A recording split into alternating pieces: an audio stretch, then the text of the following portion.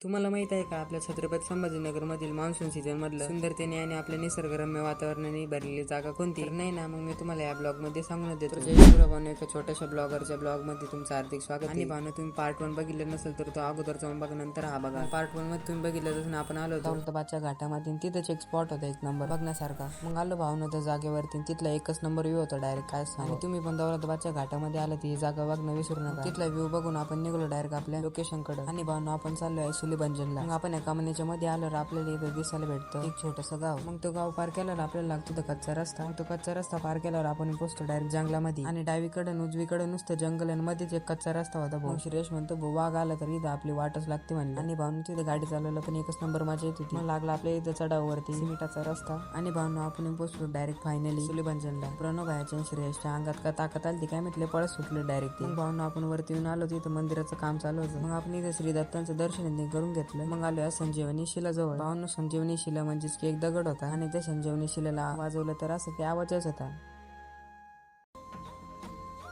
भावांनो, भेटूया याच्या पार्ट 3 मध्ये. आणि तोपर्यंत तुम्ही आपल्या आयडीला फॉलो बी करून घ्या आणि लाईक बी करून घ्या.